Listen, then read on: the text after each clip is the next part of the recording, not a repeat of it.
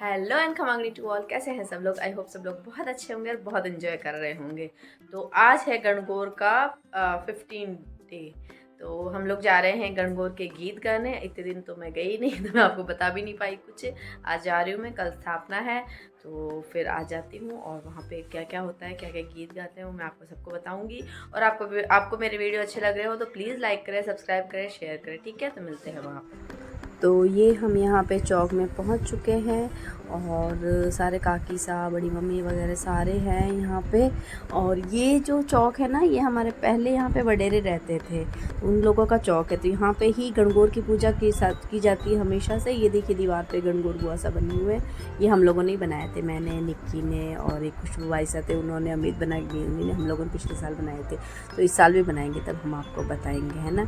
तो यहीं पे इसी चौक में हम लोग गणगौर की पूजा करते हैं, यहीं पे दशा माता की पूजा करते हैं। और एक पास में एक और चौक है, वहाँ पे हम लोग तुलसा माता का चौक है, वहाँ पे सोमवती अमावस के करते थे।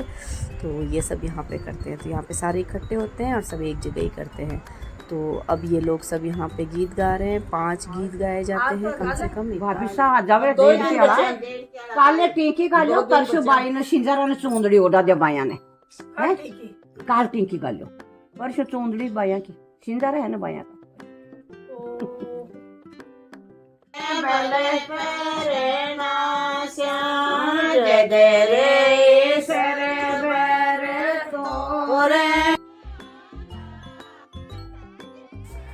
फिर यहाँ पे सब लोगों ने प्लानिंग की कि कौन कौन से गीत गाने हैं, कौन कौन से नहीं गाने और कब क्या गाने। ये लोग ना, ये मतलब फिक्स होते हैं कि इस दिन ये गाना है, इस दिन ये गाना है। ये सब सारे बैठ के प्लानिंग करते हैं। फिर सब लोगों ने 5 गीत गाए और फिर हम लोग यहाँ से रवाना हो गए। सबके पगा लगे एक दूसरे के, जो छोटे होते हैं वो बड़ों के पगा लगते हैं।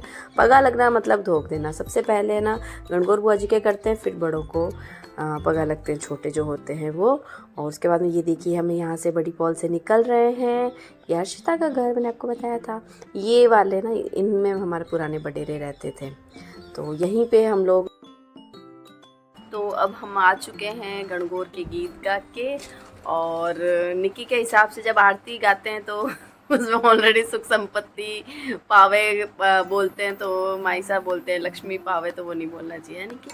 हाँ, ऐसा मुझे फील होता है। दो दो बार मतलब आप दो बार मांग रहे हो एक चीज को, तो ऐसा फील होता है जैसे मुझे वर्ड ऑफ द डे मिला है। लालच के लिए क्या है, तो लक्ष्मी में मांग ली तो क्या हो गया। तो मम्मी दो बार, मम्मी लक्ष्मी संपत्ति एक ही चीज। हाँ, तो माई सा गाते हैं, कोई बात नहीं, गा लेंगे। मेरे को इतना ऐसे फील हो रहा है जैसे मैं सिर्फ संपत्ति। वर्ड ऑफ द डे मिला है मुझे कल असेंबली में। हाँ, ये इशू कर आप सुनिए, क्या हो गया। कल मुझे असेंबली में वर्ड ऑफ द डे मिला है। बता क्या है, पढ़ के सुना।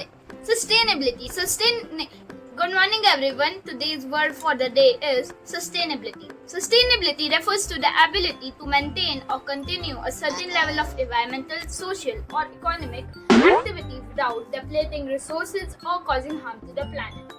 I repeat my word, sustainability. Sustainability refers to the ability to maintain or continue a certain level of environmental, social or economic activity without depleting resources or causing harm to the planet. तो repeat करते ना, repeat कर करके हमको क्यों bore कर रहा है। चलो, ये है इसका थॉट ऑफ द डे, है ना। क्या थॉट ऑफ द डे?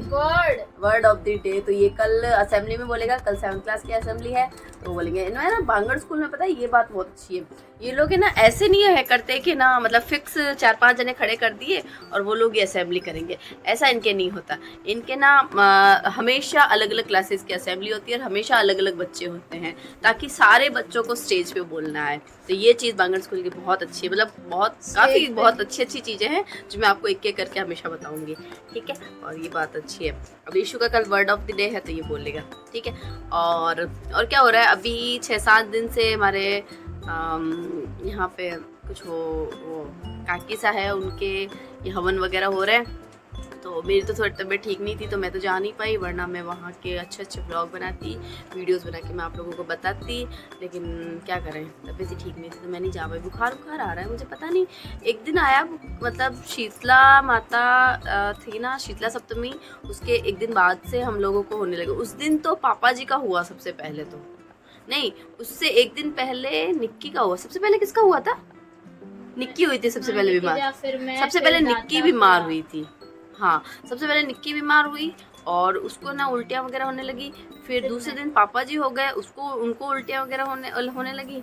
फिर तीसरे दिन इशू हो गया उसको उल्टियाँ नहीं हुई, उसको ना फिर 10 लग रहे थे। दोनों ही। दोनों ही। तुझे उल्टी कहाँ हुई? मुझे उल्टियाँ नहीं हुई, 3 बार हुई। तुझे उल्टी भी हुई थी ना? हाँ, यशु को उल्टी 10 दोनों हुई थी, और पापा जी को और निक्की को उल्टियाँ हुई थी। और ये सारे ठीक हुए, फिर मेरा नंबर आ गया। मुझे स्टार्ट हुई उल्टी, 10, बुखार। मुझे ये तीसरी चीज बुखार और आ गया।